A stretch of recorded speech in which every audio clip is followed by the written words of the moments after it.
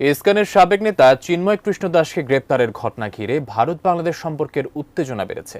জাতীয় পতাকা অবমাননা ও রাষ্ট্রদ্রোহের অভিযোগে তাকে গ্রেপ্তারের পর ক্রমেই উত্তাল হচ্ছে পরিস্থিতি।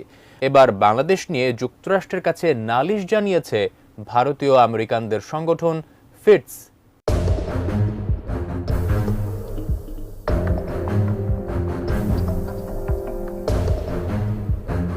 গণ অভ্যুত্থানের সাবেক প্রধানমন্ত্রী শেখ হাসিনার পদত্যাগের পর থেকেই ভারত অভিযোগ করে আসছে বাংলাদেশে হিন্দু সহ অন্যান্য সংখ্যালঘুরা নির্যাতনের শিকার হচ্ছে।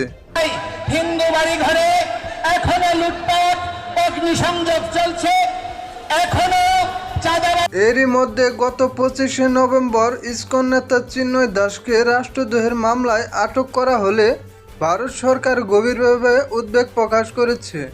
এছাড়াও ভারতের বিভিন্ন প্রদেশে চিন্ময় দাসকে গ্রেপ্তারের প্রতিবাদে মশাল মিছিল সহ বাংলাদেশের হাই কমিশনের সামনে বিক্ষোভ মিছিল করেন ভারতীয় হিন্দুরা। বিভিন্ন সূত্রে জানা যায়, বাংলাদেশের ভিসা বন্ধ সহ সাময়িকভাবে সকল ধরনের বাণিজ্যিক কার্যক্রম বন্ধ করার মতো সিদ্ধান্ত নিতে যাচ্ছে ভারত সরকার। অন্যদিকে ডক্টর ইউনূসের বিরুদ্ধে যুক্তরাষ্ট্রের কাছে নালিশ করেছে ভারতীয় হিন্দুদের সংগঠন ফিটস। আর এ ব্যাপারে বাংলাদেশ নিয়ে এখন পর্যন্ত কোনো বিবৃতি কিংবা সিদ্ধান্ত নেয়নি মার্কিন প্রশাসন।